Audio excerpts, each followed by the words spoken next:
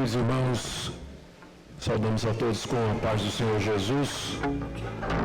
Nós vamos agora passar a leitura da Palavra de Deus, o texto que nós usaremos nessa manhã para a exposição bíblica.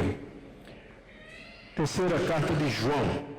Nós estamos hoje pausando a sequência na primeira carta de João, série que nós estamos fazendo, para fazer uma exposição da terceira carta de João, e o motivo os irmãos saberão em seguida. Aproveito para lembrar o que já foi dito: os pastores da nossa igreja estão nas respectivas congregações, e o pastor Samuel e o pastor Sam estão na congregação de Tampa, recebendo novos membros, e o pastor Niel e nosso seminarista Felipe estão em Fort Myers, também recebendo novos membros lá.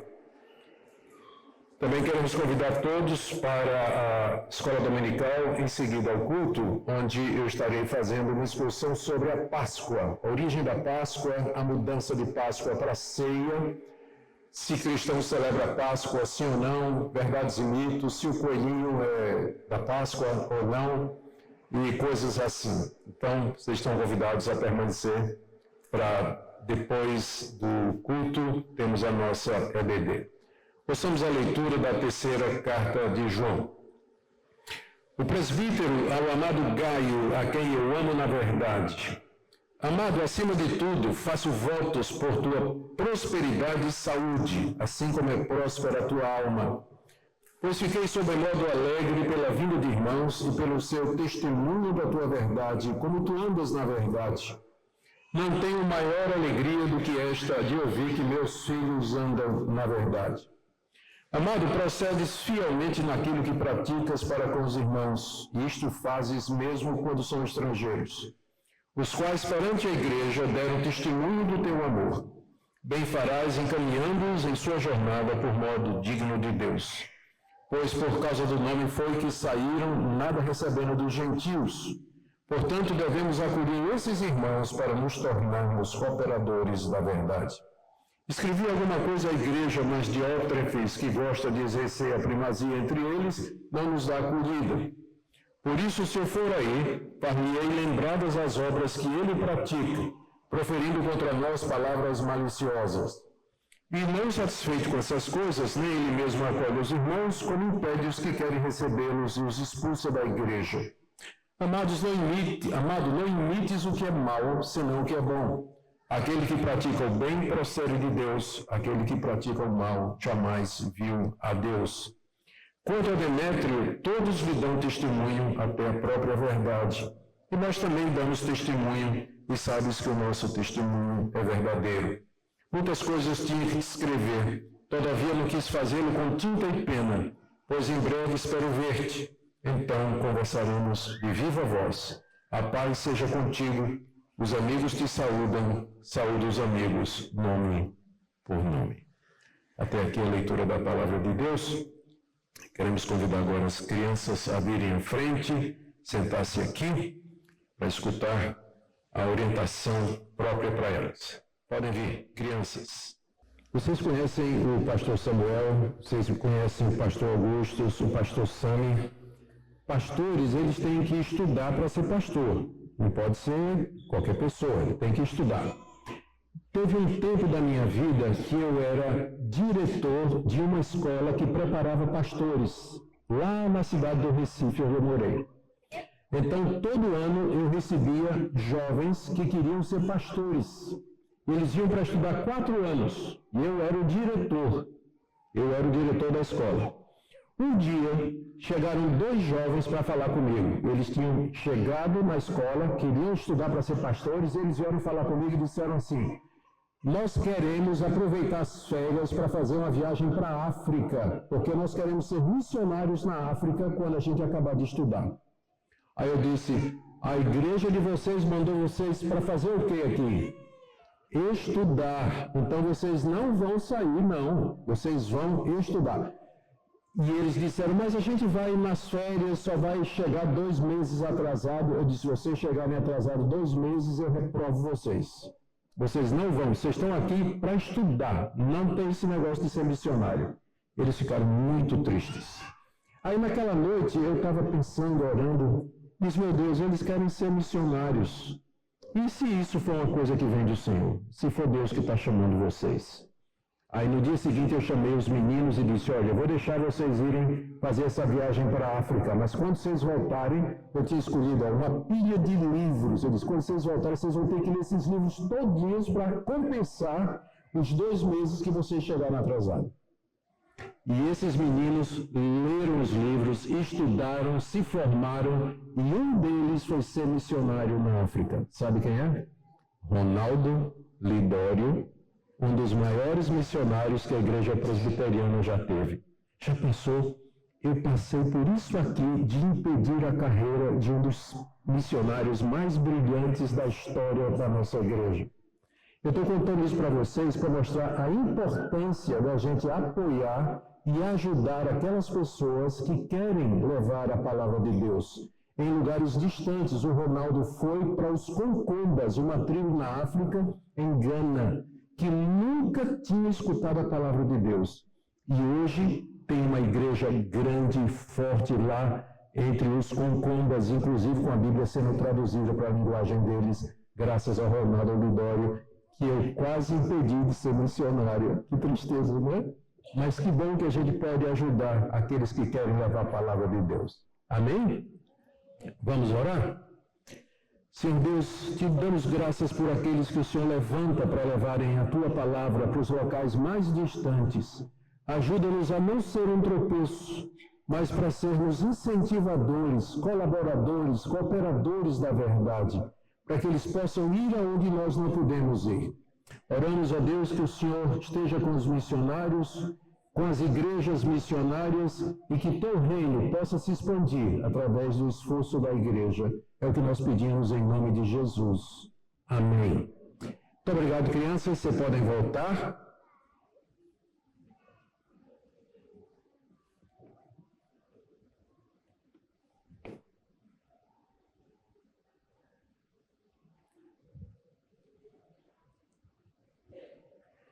Eu queria fazer um pedido aos pais. Quando eu começo a pregar, quando a gente começa a pregar, aí geralmente algumas crianças querem pregar também. É natural, não é? Elas querem pregar também.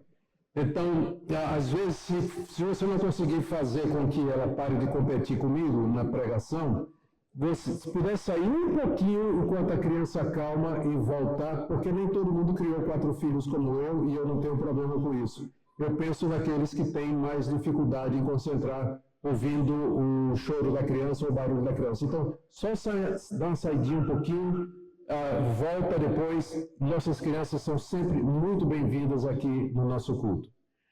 Muito bem, vamos, queridos, para a terceira carta de João, conforme nós lemos. Só um minutinho.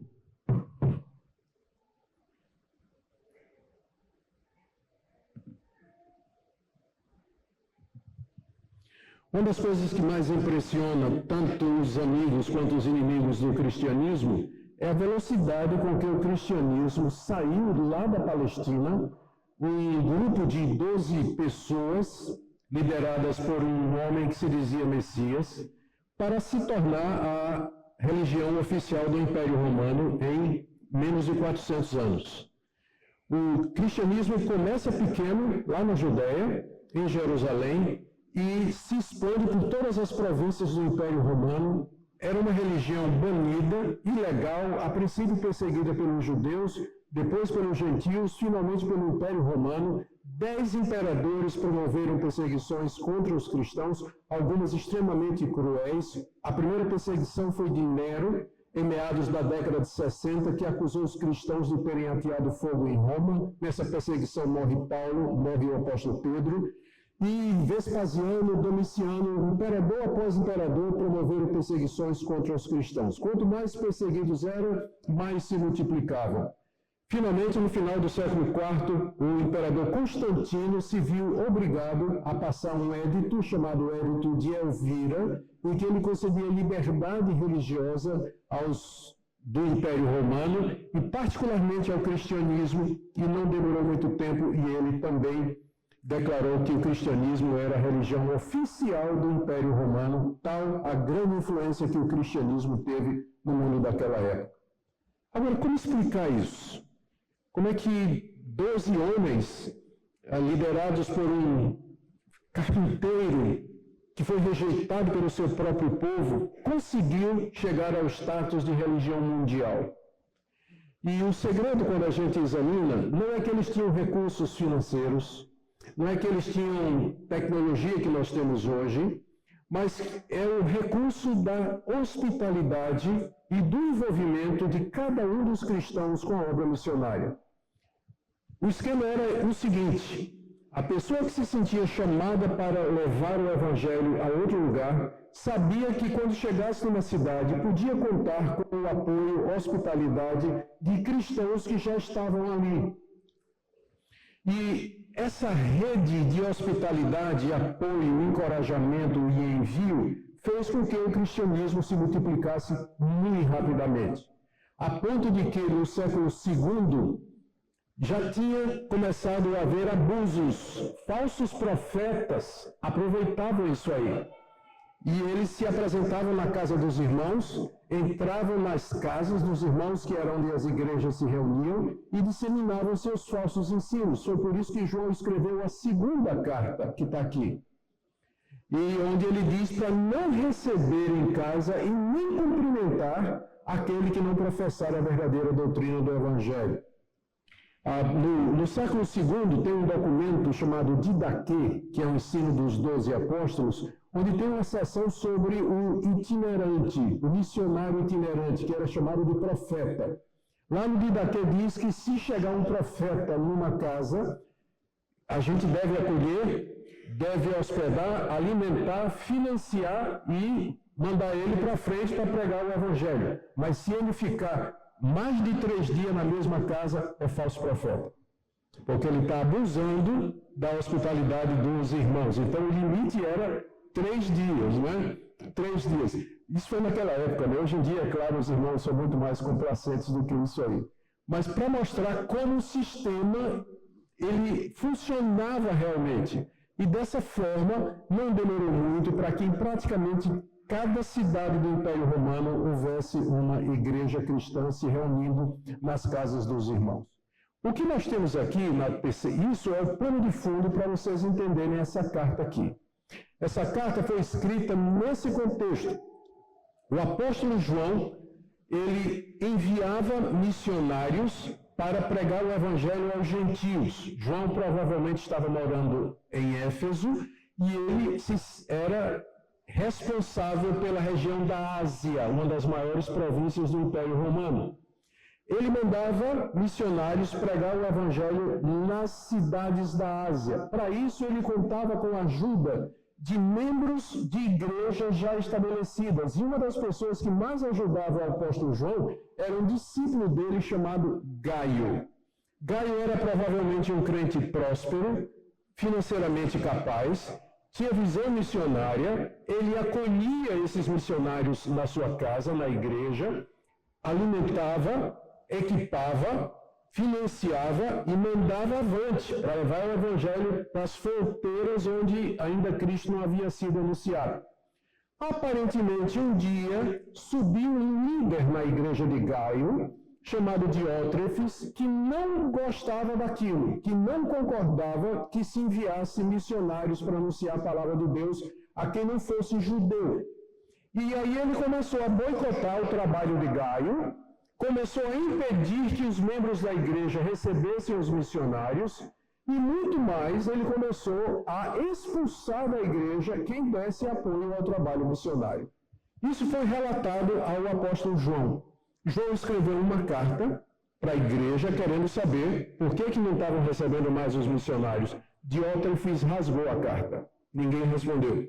E aí João recebe missionários que chegam até ele em Éfeso, falando do amor de Gaio, da dedicação de Gaio e da perseguição de Diótrefes. João então resolve escrever essa carta para Gaio, para elogiar o trabalho de Gaio, fortalecer o que Gaio estava fazendo, dar outras instruções sobre o que Gaio devia fazer e revela o plano que ele tem de ir pessoalmente lá na igreja e confrontar Diótrefes, cara a cara, pelo que ele estava fazendo.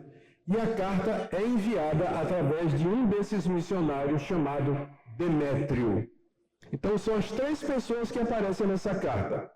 Gaio, que é o destinatário da carta, Diótrefes, que é o opositor ao trabalho missionário, e Demétrio, que é o que leva a carta e que é provavelmente um desses irmãos. Essa cartinha, você pergunta, como é que uma carta dessa ela entrou no cânon da Bíblia? Porque ela é a menor dos livros do Novo Testamento. É uma carta pessoal. E quando você compara ela com a grandeza de Romanos, por exemplo, você pergunta, o que é que essa carta está fazendo aqui dentro, né?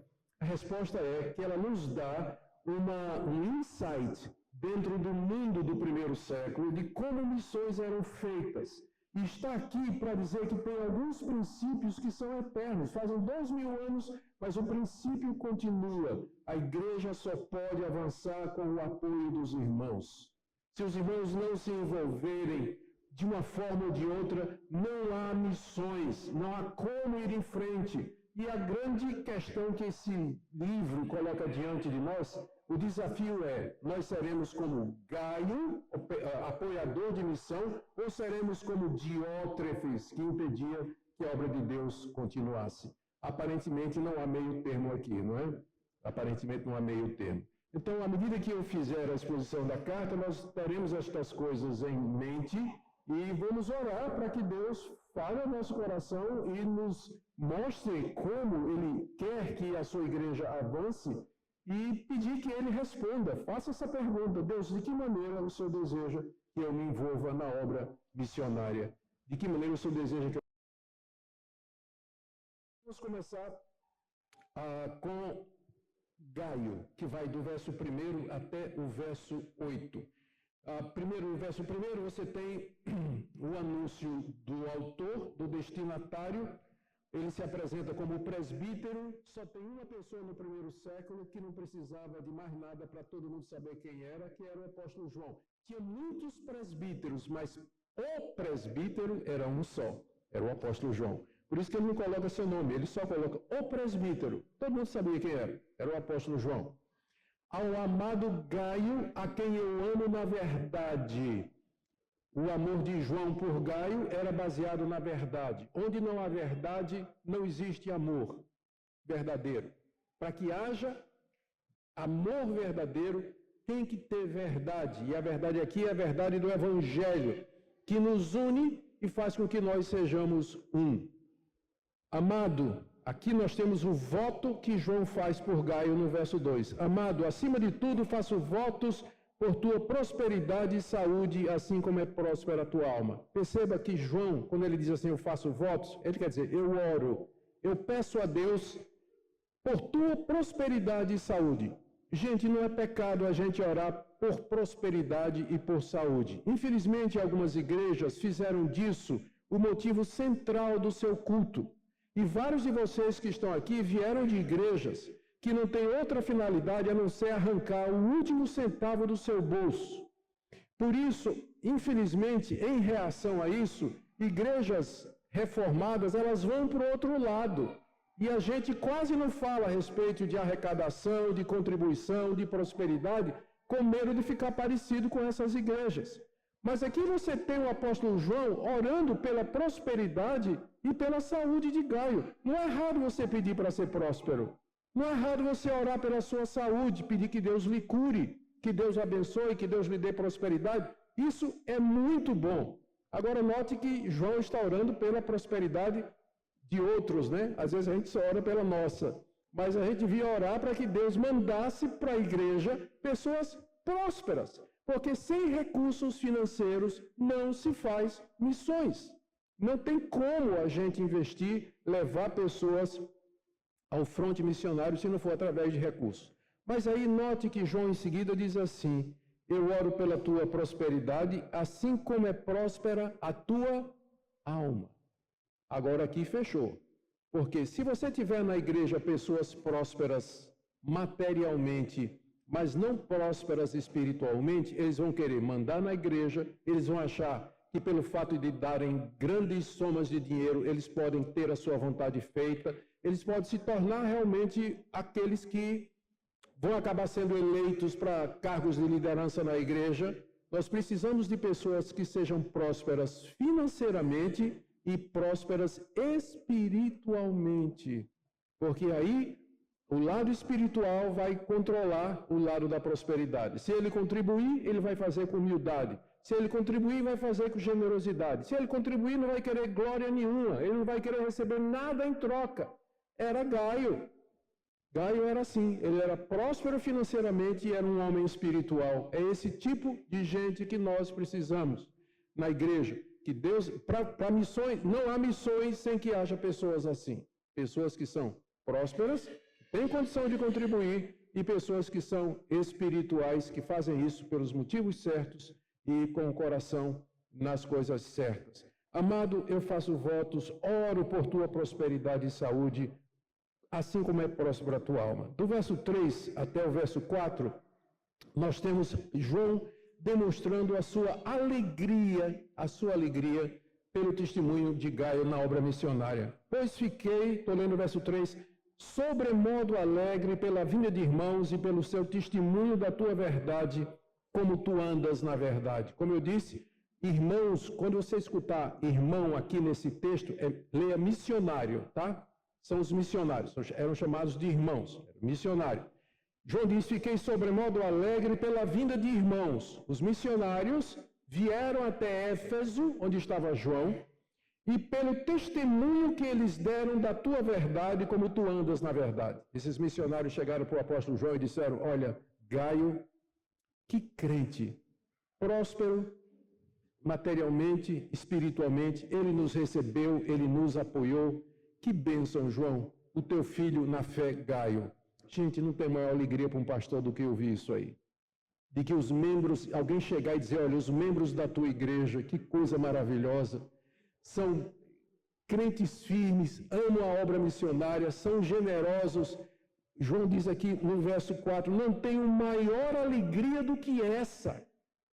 Essa é a alegria do verdadeiro pastor, é ver que o seu trabalho não é em vão, que aqueles que Deus confiou os seus cuidados andam na verdade do Evangelho. E andar na verdade do Evangelho aqui significa não somente crer nas coisas certas, mas viver da forma certa e apoiar a verdade para que a verdade se espalhe, para que a verdade continue. João não tem maior alegria do que essa. Nós podemos ter muitas alegrias no mundo como pastores, mas nada realmente aquece mais o coração da gente do que ouvir o testemunho que as pessoas dão a respeito de pessoas que tiveram contato conosco, que estão debaixo da nossa orientação. Elas dizem assim, olha, aquele Gaio não tem igual, gente envolvida, coração na obra, crente generoso, fiel, humilde, e o nosso coração fica alegre. Não que a gente tenha alguma glória nisso, mas é que Deus, aprove a Deus nos usar para abençoar essas pessoas e o nosso coração se alegra por isso. Do verso 5 até o verso 6, nós temos a continuação desse elogio que é feito diretamente a Gaio. Ele diz no verso 5, amado, você está procedendo fielmente naquilo que você pratica para com os irmãos. Aqui ele se volta para Gaio e diz, Gaio, o que você está fazendo com os missionários é a coisa certa. E você é fiel, você se compromete, você se envolve, você abençoa estas pessoas, esse procedimento é o procedimento correto. E você faz isso, veja o final do verso 5, mesmo quando eles são estrangeiros. Porque ao que parece, João às vezes mandava missionários para serem acolhidos por Gaio, gente que Gaio não conhecia, mas vinha recomendada por João. Então eram estrangeiros, mas mesmo assim Gaio abria sua casa, abria seu coração e abria seu bolso para abençoar esses que vinham recomendados como missionários para ir lá no fronte pregar o evangelho onde ninguém ainda tinha ido. Você faz isso mesmo quando eles são estrangeiros, os quais, veja aí o verso 6, início, perante a igreja deram testemunho do teu amor. Eu posso imaginar a cena, a igreja de Éfeso reunida, o apóstolo João presidindo, ele agora diz, momento missionário. E aí vem os missionários, perante a igreja, eles falam do amor de Gaio, como Gaio os acolheu, como Gaio cuidou deles e outros procedimentos necessários para a obra missionária. E aí, metade do verso 6 até o verso 8, João dá instruções sobre como Gaio deveria proceder no envio desses missionários. Veja o final do verso 6 e eu quero chamar a sua atenção para isso aqui. Bem farás, Gaio, encaminhando-os na sua jornada por modo digno de Deus. Você vai fazer bem, Gaio, se você encaminhar esses missionários na jornada deles. Eles têm uma jornada, eles têm um caminho, eles vão pregar lá distante. Encaminha esse pessoal. Gaio não podia ir, mas ele podia encaminhar. Você talvez não possa ir, mas você pode encaminhar. Você talvez não possa ir, mas você pode contribuir para que eles vão. Você pode orar para que eles vão. Bem farás encaminhando-os na sua jornada. É um bem que nós fazemos, é um bom uso dos nossos recursos. E olha, mas não é de qualquer jeito. Veja o final do verso 6. Encaminhando por modo digno de Deus. Eu cresci numa igreja que era uma igreja missionária. Ela gostava de missões. Essa é a mesma igreja do pastor Samuel. Nós crescemos na mesma igreja. Eu um pouquinho mais velho do que ele, mas era na mesma igreja. E essa igreja ela recebia missionários que vinham dos Estados Unidos e que iam para o interior. E ela também, o interior do estado, interior do Brasil. E ela também sustentava vários missionários brasileiros em diversos campos no Brasil. E eu me lembro, às vezes, do apelo que era feito. Não é muito bem intencionado. Na época era muito bem intencionado, mas era feito o apelo para que a igreja se envolvesse. E do tipo assim, você sabe aquela camisa que você não usa mais, que tem um rasgo aqui que você não usa mais? O missionário vai usar. Então separa para o missionário. Sabe aquele sapato que ainda dá para usar? Tem um furo embaixo, mas dá para usar. Então, deixa para o missionário. Entenderam?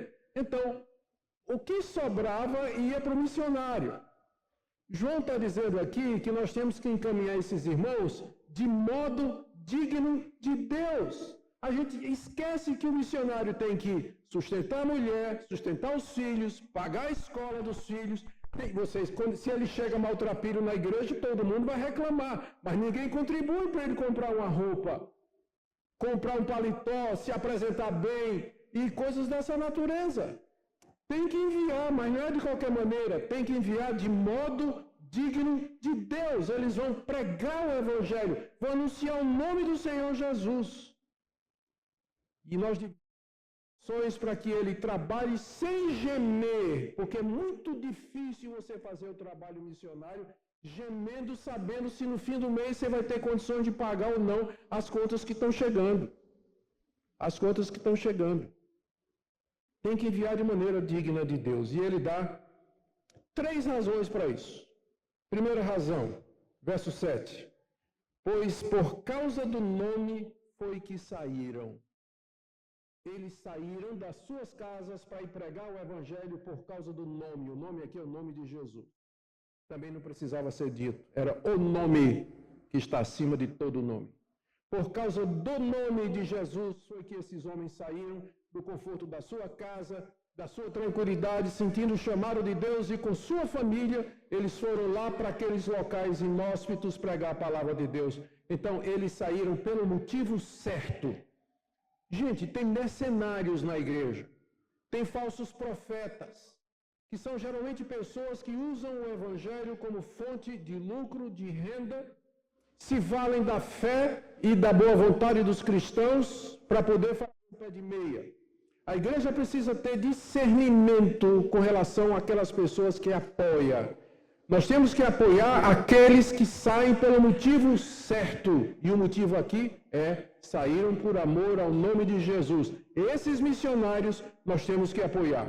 Nós temos que investir. Nós temos que levá-los adiante e encaminhá-los na sua jornada. Essa é a primeira razão.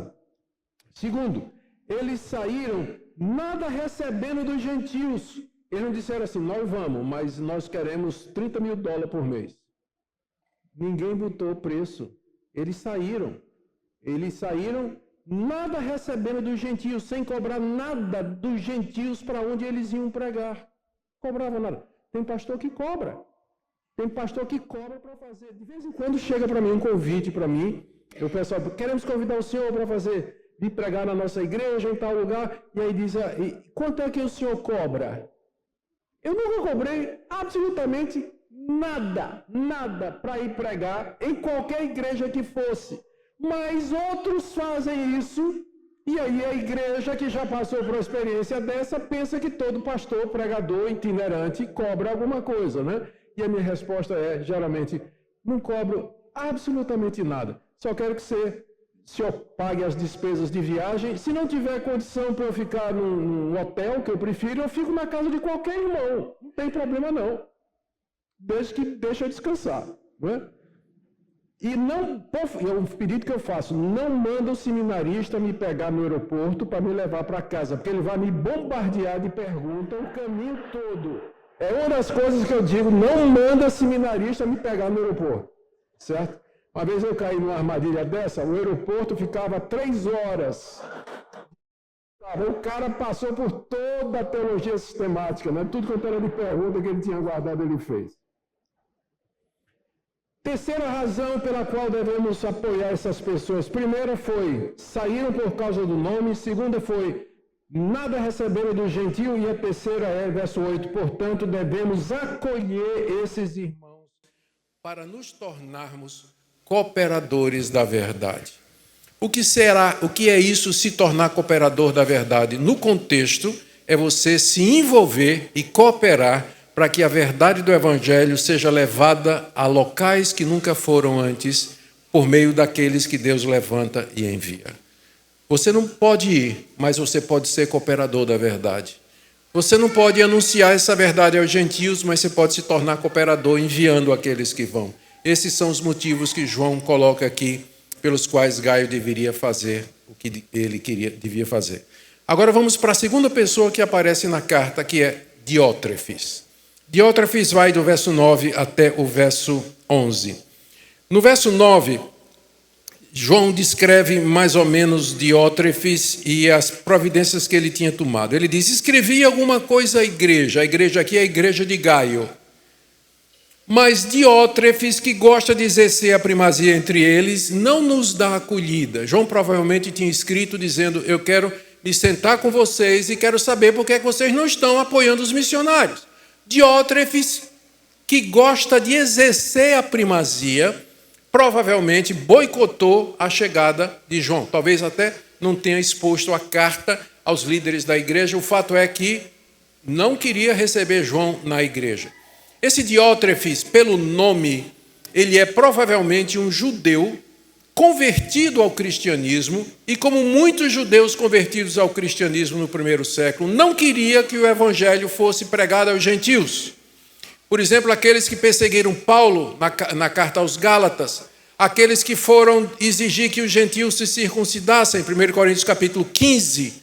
Então, nós chamamos esse pessoal de judaizantes. Eles não tinham a menor visão missionária, pensavam que o evangelho era somente para os judeus, porque Jesus é judeu, a Bíblia era judaica, as promessas foram feitas para os judeus, então eles achavam que quem não fosse judeu não era para ter o evangelho.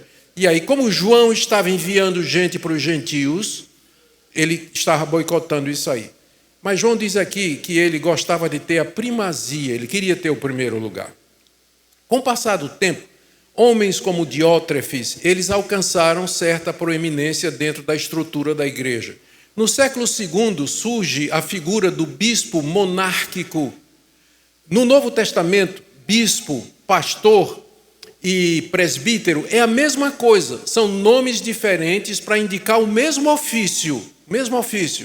No século I, o bispo se elevou sobre os presbíteros e pastores e ele passou a mandar em áreas geográficas. Aí surge o bispo da Ásia, o bispo de Éfeso, surge o bispo da Caia e surge o bispo de Roma.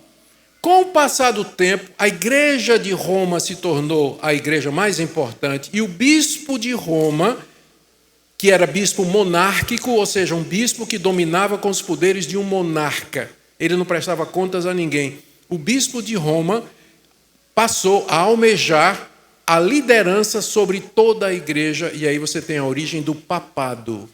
Então, num certo sentido, Diótrefes teria sido o primeiro papa, porque ele queria ter a primazia sobre a igreja, o primeiro lugar. Num certo sentido, nós estamos até felizes de que talvez foi Diótrefes, né, o primeiro papa, Papa Diótrefes. Já pensou se fosse Gaio o primeiro papa, como seria o nome dele? Mas ainda bem que não foi, não é? Vocês estão devagar, viu? Vocês estão muito devagar. Diótrefes gostava de exercer a primazia, não queria João e os seus enviados.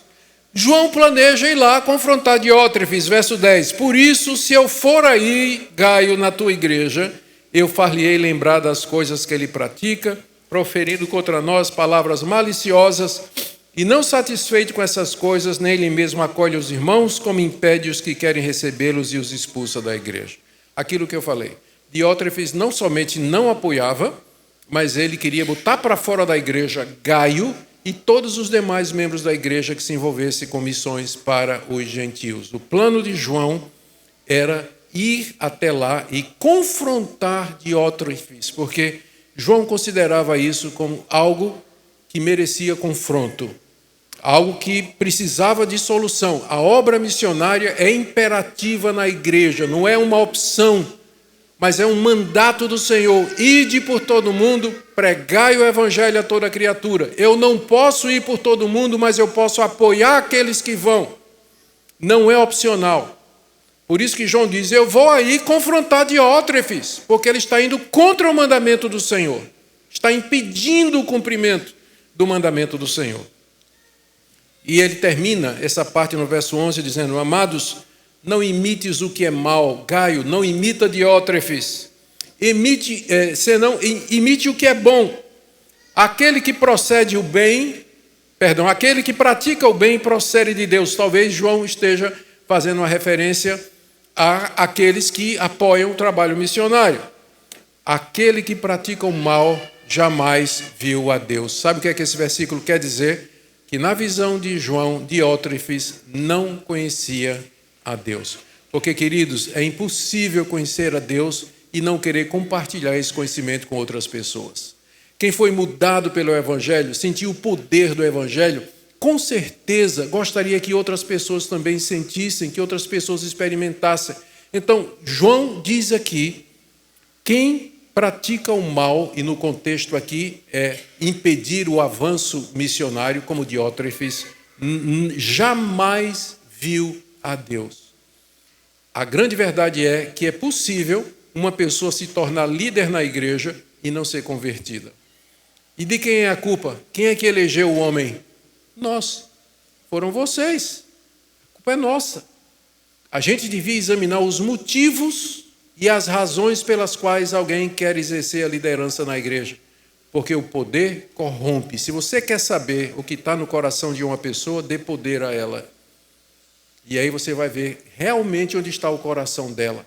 Diótrefes amava o poder, ele não conhecia Deus. João diz, Gaio, não imita esse homem, porque ele não conhece a Deus. E agora a última pessoa que aparece na carta, Demétrio, verso 12. Provavelmente o portador da carta. Quanto a Demétrio, esse que acabou de chegar aí com a carta para você, todos lhe dão testemunho, pode receber e enviar. A verdade dá testemunho de Demétrio, nós damos testemunho, João, e sabes que o nosso testemunho é verdadeiro. Demétrio era um desses missionários apoiados pelo apóstolo João, que vinham com a carta de recomendação e que Gaio então deveria receber e enviar. Ele termina dizendo do verso 13 a 15, que tinha ainda muita coisa que escrever, mas não quis fazer com tinta e papel. Ele estava esperando uma oportunidade para conversar de viva voz, o que nos traz o assunto de que existem temas que são melhor tratados pessoalmente. porque quando a gente trata pelo WhatsApp, pelo texto ou pelo Messenger, o tom não sai, e é o tom que faz a música, não é? É o tom que faz a música. É igual aquela casal que tinha um filho estudando na faculdade, e aí um dia o pai chegou brabo com a mãe, disse, com o telefone, disse, olha aqui teu filho, ele está lá na universidade, acaba de dizer, ó, papai manda dinheiro, aqui pelo WhatsApp, papai manda dinheiro. Aí a mãe pegou, olhou e disse, não, você está lendo errado, está dizendo aqui, papai, mande dinheiro. É o tom que faz a música. E não dá para ver o tom com que as pessoas escrevem certas coisas, por isso que dá tanta confusão e briga quando a gente tenta resolver os problemas através das redes sociais. Às vezes um cafezinho, olho no olho, batendo papo, resolve o problema, esse encontro pessoal. Então pense nisso antes de você começar uma briga ou tentar resolver um problema e precisa da sua ajuda. João tinha muita coisa para conversar, mas ele diz, eu vou esperar para falar boca a boca, não é? Olho no olho, eu vou conversar com você, Gaio. Tem coisas que tem que ser dessa maneira. A paz seja contigo, os amigos te saúdam, saúda os amigos, nome por nome, fim da carta. Você já pode dizer com orgulho nas redes sociais, postar uma foto e dizer, hoje, pela primeira vez na minha vida, eu li um livro da Bíblia todo. Graças a Deus que você leu um livro da Bíblia todo hoje, já pode colocar nas redes sociais isso aí. Eu quero terminar aqui dizendo para vocês o seguinte, meus irmãos, uma igreja missionária, uma igreja que tem a visão de plantar outras igrejas, é uma igreja que está dentro do propósito de Deus. Todos vocês, eu incluso, podemos nos envolver nisso, devemos nos envolver nisso. Nem todos vocês são evangelistas, nem todos vocês conseguem compartilhar o evangelho com facilidade com outras pessoas, muito menos ir para um campo missionário distante pregar o evangelho, mas todos vocês podem orar, contribuir, apoiar, mandar mensagens de apoio e outras maneiras de se envolver com o trabalho missionário. Que Deus conceda que essa igreja seja uma igreja missionária, que Deus toque no nosso coração para que nós possamos contribuir. Eu vou pedir para vocês ficarem em pé para a gente orar, depois vocês vão sentar e eu tenho mais algo a fazer antes da gente terminar o culto. Vamos orar.